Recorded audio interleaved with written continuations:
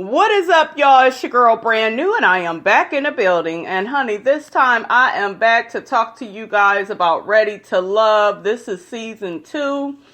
And I'm not really covering one specific episode. I guess I will pretty much be covering like the last one and kind of, catching up. Because normally I don't really review this show. But I just want to kind of give you guys my perspective of how I see the people on here. So this is what that would be about. We go gossip. We go eat these cheeses, honey, because baby girl just got back from the gym. And I'm a little tired. Mouth a little, dry. But, we go get right through it, honey. Okay, so actually, you guys, we're going to start it from the episode prior to this new one, and then we will, from now on, go on from there. Now that it's like less people, on the show. Honey, I was eating them damn cheese nips, and I done ate them all. Greedy ass, okay? Let me just let y'all know who am I feeling as far as the women. Who do I like? The first person that my top 2 that I really like out of the women that I feel like are cool and, on some real shit. Number 1, I like Alexis. I feel like she's very beautiful, very striking. She seems very down to earth, very spiritual. I believe I liked her and Brent's conversation they had, I believe, when they were by the pool. Because they had this barbecue, and everybody's in the pool and stuff. So I really like their connection and their vibe. Brent, you need to get rid of that damn hair. Take that shit off your head, okay? Take that shit off your head. You need to either dye it all black, cut it, get a fade, something. It is distracting. One thing I picked up on with Brent is I like what he was saying about the girl Aisha that kept making her motherfucking way on everybody's laps. To me, she was looking like a hoe. She was looking like she needed some attention, like she was thirsty. And I don't like women that act like that, especially if you're going through this type of process and, you want people to, make a connection with you and, not what you look like or you just because you're in your bathing suit and you sitting all on their lap. I didn't like that. And honey, you was not serving pediatric nurse. Okay. You were not doing that. Okay. But yeah, I like what Brent said. He was just basically, when he was speaking of her, he was just like, I want things to happen organically with us. I don't want her feeling like, she has to try too hard. And you don't really hear a lot of guys saying that. So I felt like he was very, genuine, for saying that. Okay, so we got the whole situation with Tondi. I like Tondi. Y'all remember her from that J.D. Lawrence play show. Y'all remember that show that was on last year? She was on there. Y'all remember her with all that fucking hair. I like Tondi. I feel like she's sexy. She's beautiful. She's an actress. I feel like I can relate to her a lot. I really like her vibe. And she is from Detroit. Okay. There was a situation with her and Mario. Oh my God, you guys, I love her and Mario's connection. Let me just speak on that. They are so striking together. They are beautiful to look at. They're going to make a good couple if they get together. But, Mario was coming off very controlling. I'm not gonna say it's because he's Southern.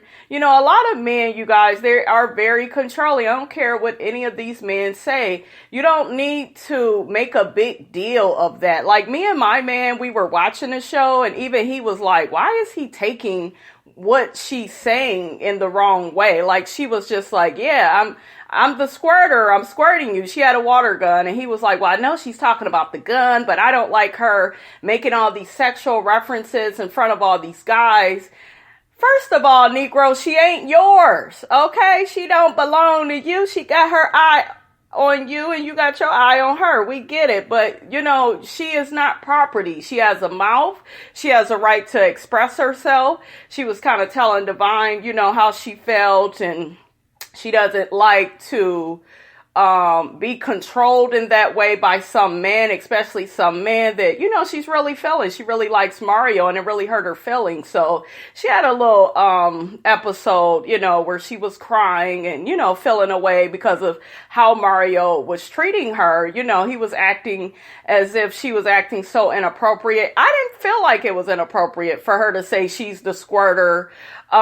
She clearly had the water gun. And even if it was said in a sexual way, they're at a pool party, everybody's drinking, relaxing, having a good time. I mean, it wasn't like, they were at like a business meeting and talking inappropriately. So Mario, shut your ass up, okay? So next we got Divine and we got London. London is the big, kind of heavy set type of guy. He's not my type. Who would be my type? Mario would probably be my type, minus all that fucking controlling ass behavior. You better sit your ass down, Mario. Well, as a man, because I'm a man. See, when men start talking like that, you guys, it is very misogynistic. Ain't no as a man. How about you sit your ass down, okay? As a man. Anyways, London is in the kitchen cooking with Divine. My issue with their connection, you guys, is I feel like Divine, it's like she's moving too fast with him and she's feeling him. I think he's like the only one here that she likes. And, I understand that you're not really, and I think maybe she may like Mario a little bit, not like in a serious way, but because I kind of see her like talking to him a little bit more than anybody else.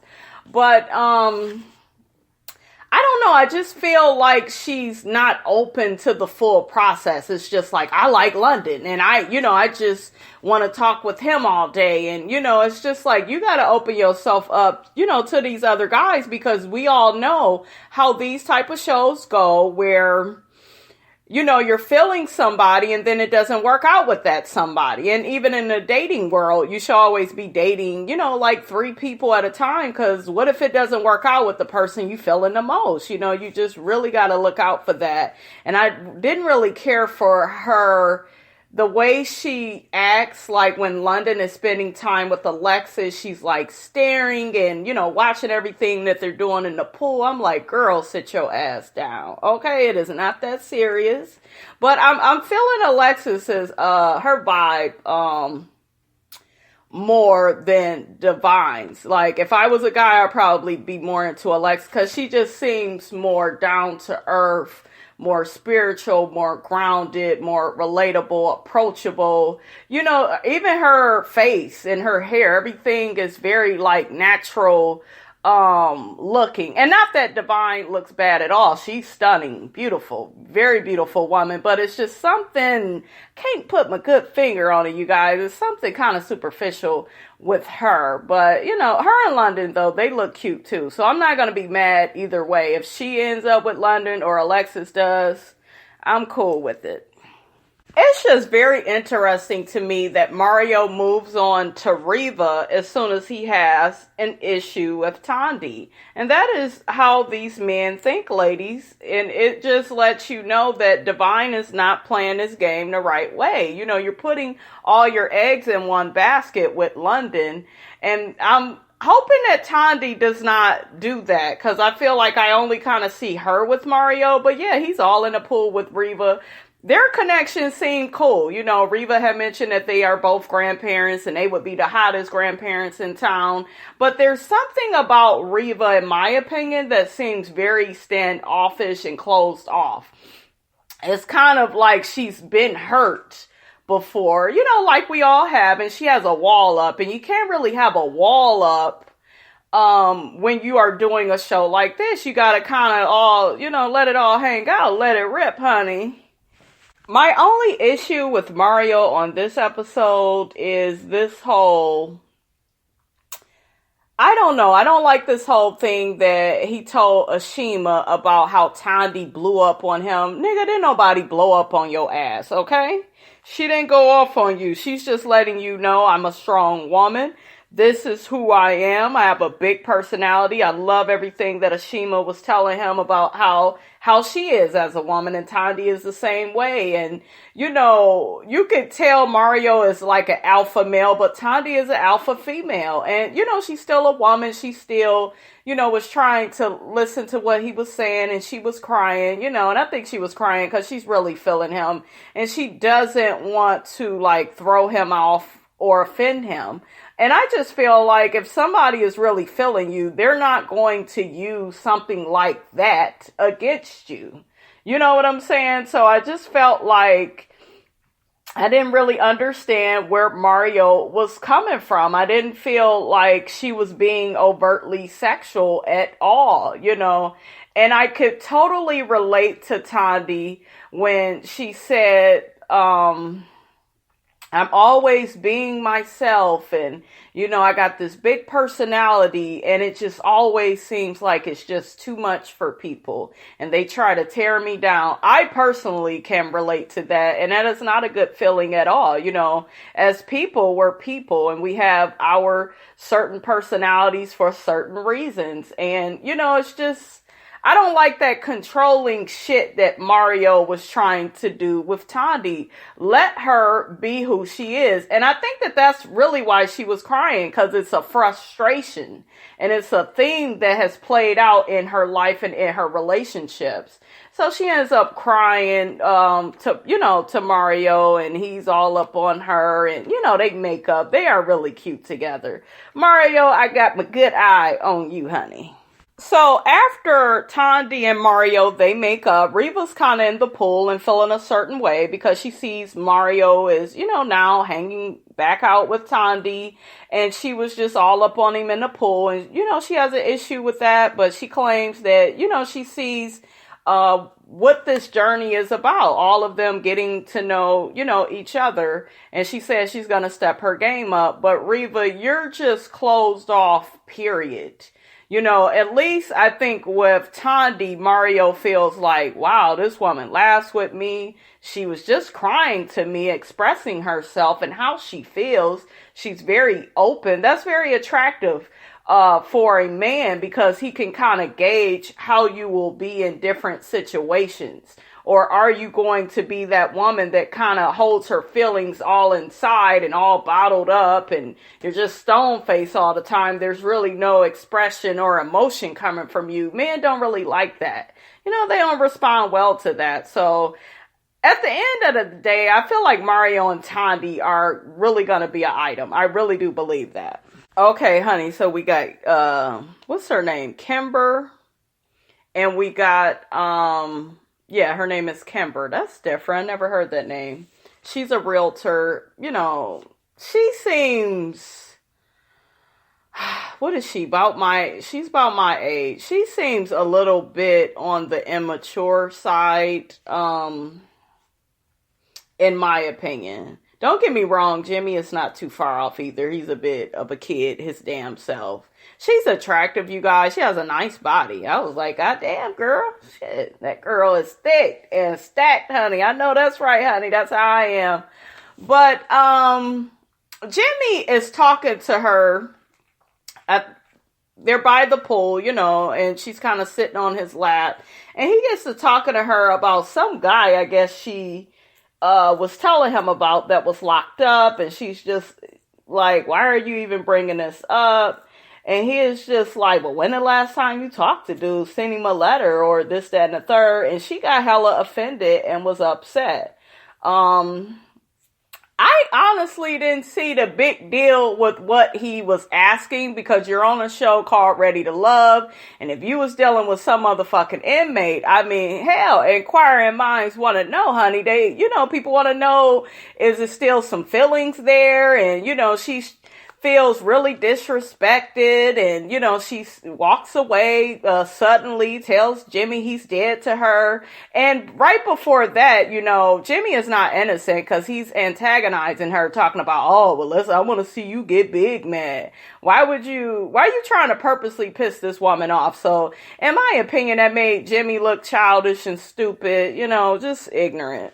So Kimber begins talking to the girl Aisha. Y'all know the girl that was on everybody's lap child. Okay, she's telling her that she felt like it was very disrespectful, what Jimmy did, and she felt like he brought it up in front of all these people, and she's just like, that lets me know if I ever tell him something in confidence again, he'll probably try to throw it in my face when we get around a whole bunch of people, and I don't like people like that. So I kind of understood where she was coming from. She was saying, if he would have kind of brought that up, behind closed doors where it wasn't, all these people around, then it would have been cool. So I understand, now where she's coming from. I still feel like those questions are valid, So we got our boy Carrie. Carrie, for some reason, reminds me of a tall version of Red Fox. He kind of sounds like him. He's the older guy. He's serious, but he's funny, and so far, he's feeling Alexis. I think he had his little bout with Reva, but it wasn't going to end up working out with them. But now he's feeling Alexis because he feels like Alexis is more mature than Reva. And I could kind of get that. I kind of feel like, see, this is the thing. I don't know Reva that well. We only know what we see. But I do feel like Alexis is more, like I told you guys, she's more easier to talk to.